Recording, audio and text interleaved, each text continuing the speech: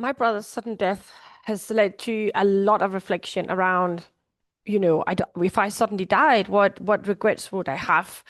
And it's made me think at all levels, what do I want out of life, and what would I regret on the day of my deathbed if I didn't do it?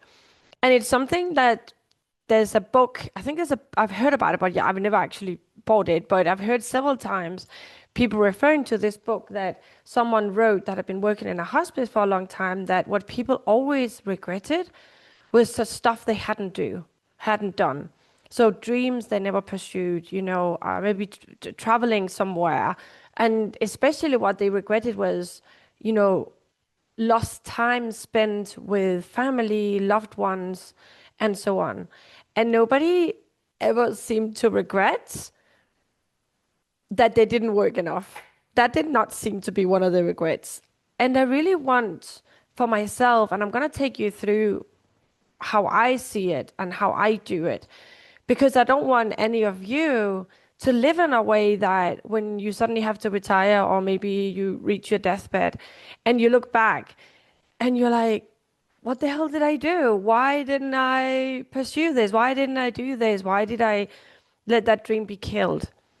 And it's not about pursuing all your dreams like crazy, because maybe what you dreamed of when you were 16 is not exactly what you dream about now. So the problem with getting to a deathbed and having a life full of regrets is often because life goes so fast and we tend to fall into a lane and then we like bumbling along and then things start happening around us and we're just like this boat with no direction, bobbing along and just taking to whatever port the wind or the current take us, and things are happening to us. And maybe we're slightly unhappy, a bit disgruntled, but we're kind of going okay. In order to live with no regrets, you need to be very clear on where you are now and where would you would like to be. But most of us really fear looking hard at where we are now because we fear we might not like it. And it's like your accounts with your money in. You can look at them or not, but the money that's in there, it's the money that's in there. It doesn't matter if you look at it or not, the money is going to be the same. But a lot of people have a fear of looking at their bank accounts because they don't want to face their problems, their debts, their lack of savings. But until you face your money situation, you cannot do anything to change it. And so we push our money situations, our life situation, our work situation in front of us constantly without facing it fully on, taking responsibility for it, and working towards living a life that's more aligned with what we really want, really deep inside. There was an episode that talked about defining success for yourself, and that's another one, right? Is living according to what everybody else seemed to think is successful, or this is what you should do, this is what society has told you to do, this is what you said you wanted to do back then when you were younger, and then you should just keep doing it, or maybe this is what your partner thinks is the right thing to do. But none of that is going to make you feel like you're living an aligned life. None of that is going to have you sleep easy at night, knowing that you're living the life you're meant to live. And none of that is going to bring you to a deathbed with no regrets. So the first thing you want to take some time for is to know what is actually important to you.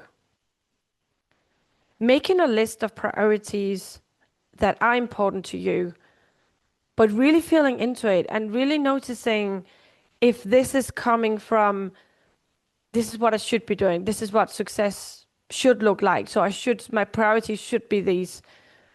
If you are not a family person, if you like partying and being out with friends and living a wild life, and that's what you really genuinely like, it makes no sense that in your priorities you take loving being with my family, like appreciate quality time with my family. Because it wouldn't be true. It's just something you are writing down because you think that is something you should value. And it can take a lot of courage to lean back, feel deep inside, and realize what's important to you. What do you really want to do? And I think a lot of us don't never get to do that. Or if we do, it's later on in life where we kind of like polish the edges off and we don't give that much more a crap about what people think about us. But you can get to the, no matter where you are in your life right now, no matter what age you are, you can get to that right now by really feeling into what feels good to you. If you could fantasize what your life, your wonderful life would be like, if you're on your deathbed and you look back to now, or if you just look 10 years ahead and look back, what would you seem is important to you? The incident with my brother has definitely shown me and pushed me more towards spending time with my family and making more time for my family. I'm also still crazy about traveling, but I can see how I have to be careful not to pursue traveling just to tick off countries off my list, because I also want to spend time with my family. And what gives me a lot of happiness is looking back on the videos we made, for example, last Christmas, where the girls were randomly singing this song and making this random choreography, and my nephew was playing the guitar. And I compare that to maybe beautiful pictures from Thailand. And although I enjoy Thailand, I can feel in my heart that the family time feels more. And it's actually also funny because it's much easier to achieve and cheap to stay at home and then invite family over when you think about it, instead of having these like huge goals of I need to travel the world. I still want to travel a lot, but I think it's kind of moved a bit towards where I was before, after what happened with my brother.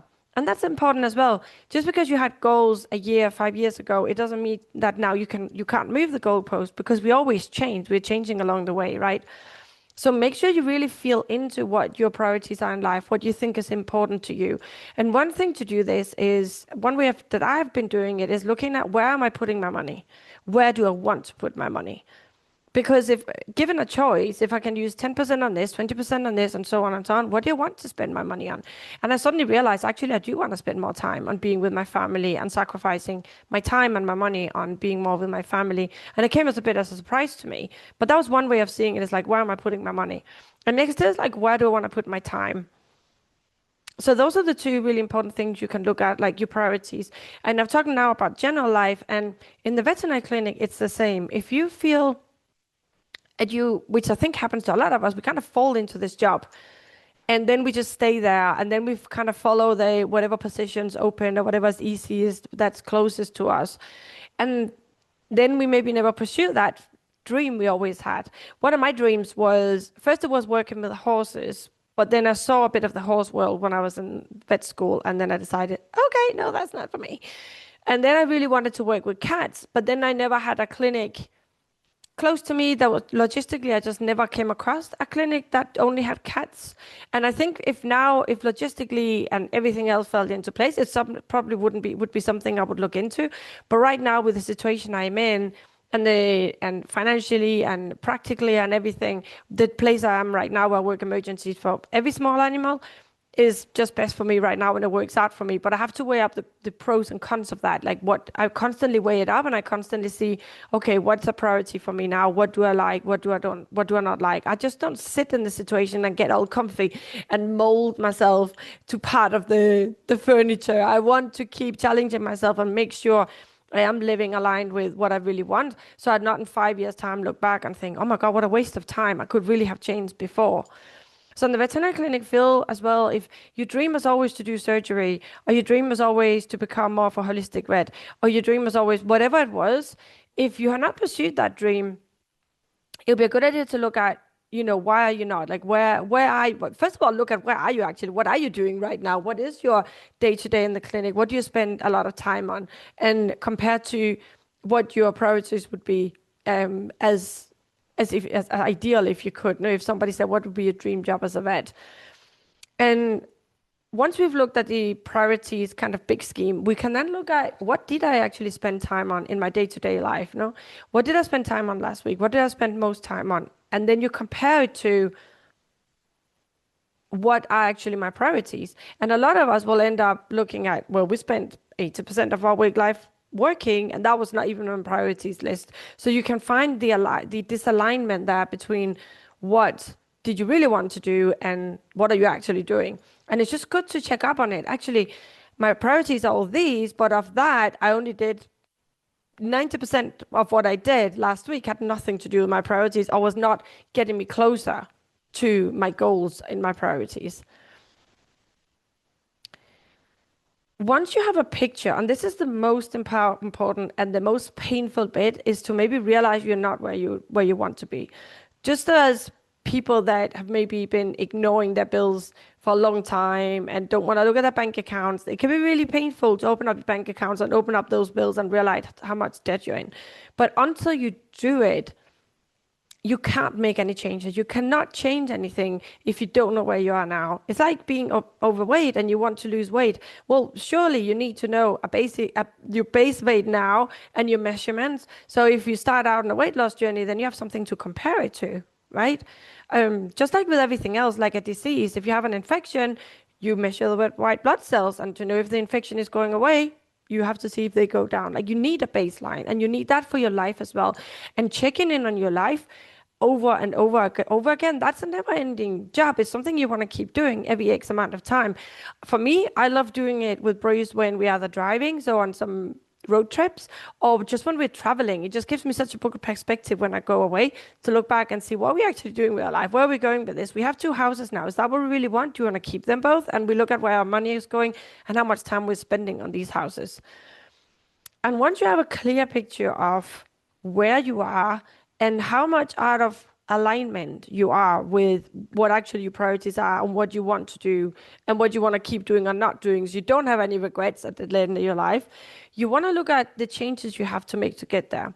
But you have to remember, and this is so important, you have to be willing to be patient and to do this slowly. Because otherwise, you're going to get really overwhelmed. You're going to crash in and try and do all the things. Then you're going to get burned out, and this is not working. This is too hard. I'm just going to stay where I am, and you're going to do nothing. And then in 10 years' time, maybe you do this exercise again, and you realize you're not moved the needle at all. But think back to I don't know if you've ever seen this image of like a boat that's sailing, and then they change I can't remember if it's like an airplane or a boat. A vehicle is moving, and you change the trajectory by 1%, and then over time, how different their arrival point is that if I had just stayed in a straight line. That angle gets larger and larger. They separate more and more from the original line. And you have to remember this, because you have to think long term, not as in 1 year, I want to be working only with lizards and I want to have a ton of money and I have to be married. You can't do that. You have to take one step at a time, and you have to think long term, because 10 years are going to go really fast. If you don't do anything, they're going to go really fast, and you're going to look back and say, oh my God, I never changed anything. I'm still the same. I'm still regretting not doing anything. But they will also go really fast when you take little steps to change it, but then you will be in a completely different place. Just like if you, and to prove a point, when you started out as a vet, think back to how horrible bad you were at it, how you didn't know anything, how you couldn't place a catheter, how you were afraid of giving injections, how you didn't know how to mix the vaccines, all the things you didn't know, your first dental, your first surgery, you were horrible at it. And if more than 10 years have passed since then, or even just 5, look at how much better you are and how effortless now when you look back, it seemed to get to the point where you are now, how comfortable you are speaking to clients, how quickly you can assess stuff and so on. No? But you had to take those first baby steps that were a bit uncomfortable and a bit you didn't really know what you were doing, and just keep doing them over and over until you got to become a really good vet, which I know you are, because we all are at some point after 5 or 10 years, because we keep improving. So you want to look at, what are some changes I can make? What do I really want to do? Okay, so in the veterinary clinic, if my goal is really to become a good surgeon, an orthopedic surgeon or a soft tissue surgeon, what is the first step I want to take? How can I get there? And look at over 10 years, even if you're quite far in your age. So I'm 40, coming up to 49 now. But if I wanted to become a really good surgeon and I wanted to take 5 years, 7 years to do it, there's still about 10 years left for me to work as a surgeon. And how satisfied would I be working those 10 years? And how more satisfied will I feel if I keep working towards it and taking the degrees and doing the practice I need to do? So you want to look at where do you want to go? What do you want to do? where do you want to be? And imagine that future self version of you in 5 years, on 10 years that has done it. And how would you feel? What is that version of you doing right now? And then try and look back and see what step did they take to get to where they are now. And you only have to make a qualified guess. You don't have to know all the steps to get there. You just need to take the first step. Okay, so if I want to be an orthopedic surgeon, what's the first step? What are the courses I can sign up for? Can I do some practice with someone? Do I need to work at another hospital? And then not do all this at once, but then start looking at different options but taking the steps. Don't just stay in procrastination where you are constantly looking and this and the other, but you can't make a decision. You just have to make a decision and move on. And then you can always change trajectory again. But if you think of the boat that's sailing and changes its trajectory 1 degree, I was just mixing 3 different languages up trying to say that. And you change it just 1 degree, over 100 kilometers later, how far have you deviated from the baseline? And then you can always change the degree again, one way or the other. You don't have to make the perfect decision right now to come to live the life you want to live. You just need to make a decision and move forward. And you don't have to make a ton of changes in your personal and professional life now. You just have to make one little change at a time. And it's also really important to do this because then once you take that little step and you prove to yourself you've done it, that's going to give you more courage and it's going to open your brain up to become more creative, to take more steps towards the life you really want to lead. So first of all, you need to look at where you are now. Really be honest with yourself. Your money situation, what are you spending time on right now? Where are you in life? And then look at where do you really want to be? What would be a day when you can look back and say, this day was fulfilled. I did such with these people and this is where I was. What would be your ideal life? What would be a life that if you were on the deathbed right now, imagine you're 99 years old and you're looking back and you're looking at regrets and non-regrets of your life, what would be a life that you could say, that was a good life? And it can be really, really hard. So first of all, it can be hard to look at where you are now because you might have already regrets and think, oh, if I'd only done this 5 years ago, I should have done it. No, nothing like that. You have to look at where you are now, neutral, and any pain that comes up, you just have to coach yourself through it. And then the second step is trying to imagine what you really want. And this can be really difficult because the brain is not going to want to spend energy on something that doesn't seem that important to it because it's not super important for your survival right now. You're doing okay. You're plodding along. You got a house. You got roof over your head. You got food. You got a job and so on. So why make changes? And you really have to force your brain to go there. You have to find a place where you can get to your imagination. Maybe you need to move, maybe you need to meditate, maybe you need to go out in nature, maybe you need to go on a holiday. So you can really expand and be with the people that inspire you, people that love you and you love them, or just people that inspire you, are good friends, or somewhere you can have a laugh. So you can really get out of the bubble you're in right now and look out and say, okay, so 90 years, when I look back, what would be a fulfilled life from the rest of my life? And then you have to look at, so first see where you are, then decide what you want your life to be, and then think super long term, super, super, super long term, like 10 years, 5 years, 15 years. Don't think everything has to change right now because you will not do anything then. You'll just go into overwhelm. What is one thing that you can change or you can look at changing within the next year? What is the one thing that will just deviate your life just 1 degree, and then maybe next year you do a little bit more, and so your life will be completely different in 10 years time. If nothing else, I don't want my brother's death to be in vain. I want as many of us to be inspired. I want as many of us as possible to make conscious decisions about our life and know exactly where we want to be captain of our boats and sail in the direction we want to go with a clear port in mind. And hey, you can change your port as many times as you want. You can deviate your direction, but at least be conscious about it, be aware of it. And it has to be decisions you make for whatever reasons you like, all the way. So when you get to be hopefully 115 years old, you can look back at a long, fulfilled life and you have no regrets. Only maybe like, oh, maybe I shouldn't have done that, but not oh, I wish I'd done all these things and I never did.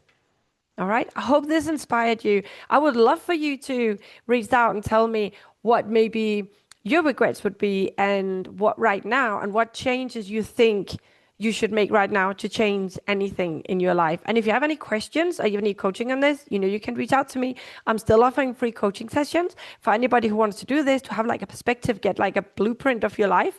So I'm happy to do that. I'm also happy to do it written if you want to just email me or message me on any platform. Or remember, you can fill out the Google Doc that I have for like a questionnaire for the podcast where you can ask any questions, come with any suggestions, and I will put that link in the show notes so you can fill it out whenever you have time. And I would love to see what you have to say.